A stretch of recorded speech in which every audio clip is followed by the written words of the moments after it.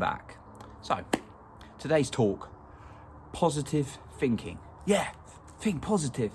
I'm gonna feel great, I feel amazing. Well, I do feel pretty good, and sorry about that impression. But positive thinking, it doesn't always work. When someone says to us, and it's often the person who's close to us says, think positive when we're feeling down, when we're feeling a bit anxious, when we're feeling a bit stressed, not our best selves. When someone tells us to think positive, that can work in a very short term, but then suddenly all the negative emotions come back.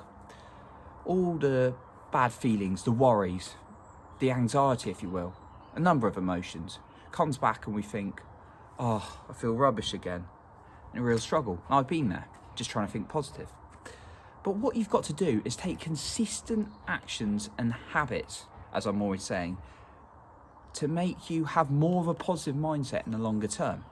So, here's a few tips on how you can act more positive to give you more of a longer term benefit. Now, before I go into these tips, it's worth saying that even though these things and various other tips I could give will make you positive, you're not always going to be positive all the time. Now, people look at me and say, Johnny, you're a very positive person, you're very energetic, you're very confident, but I've not always been like that.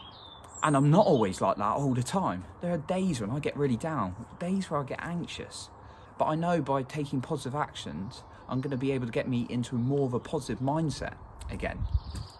So, tip number 1, meditation and journaling. Now, these are slightly two different things, but I often combine them because I think they get to the same thing.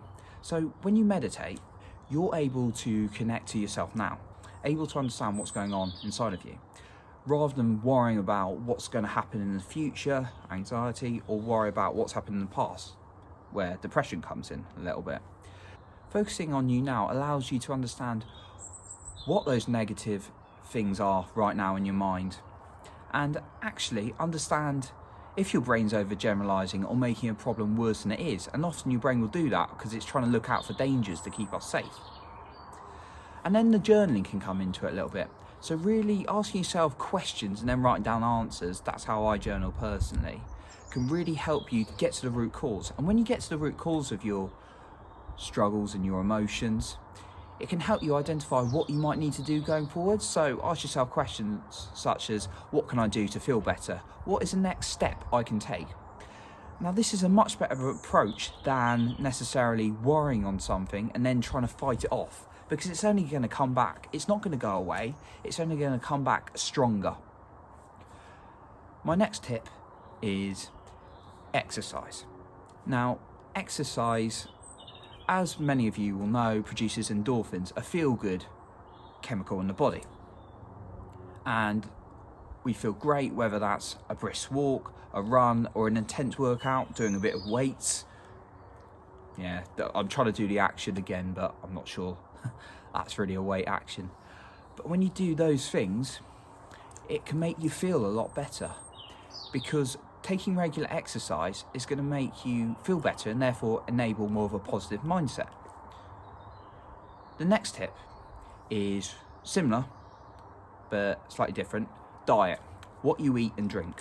So, what we eat and drink has a key role in our body shape and how energetic we feel. We know that in terms of the physical side. But it actually has a massive impact on our mental performance and our emotions. So if you have too much coffee, for example, well, some people have different sensitivities than others. If I have more than 1 cup of coffee, I'm not going to be able to concentrate. I'm going to be all over the shop, probably even more hyper than I am now, and just not able to focus. Like right now, I could sit down and write because I only had 1 coffee this morning.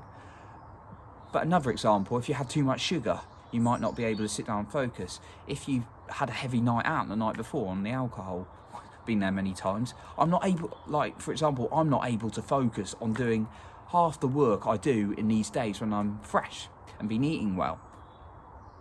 And then there's the emotional side.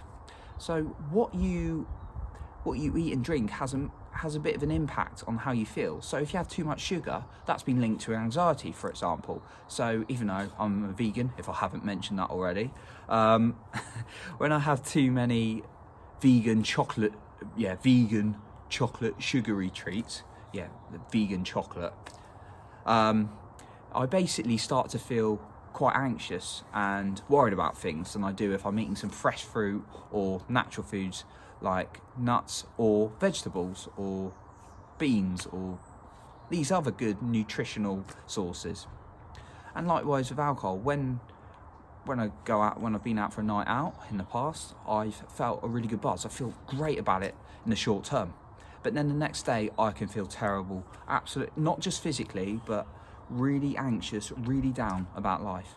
So that has a massive impact. So I'm not saying don't have the odd treat, don't go out for a night out, because I still do, but just really monitor what you're having, because what you have regularly is going to contribute to your mind quite a lot.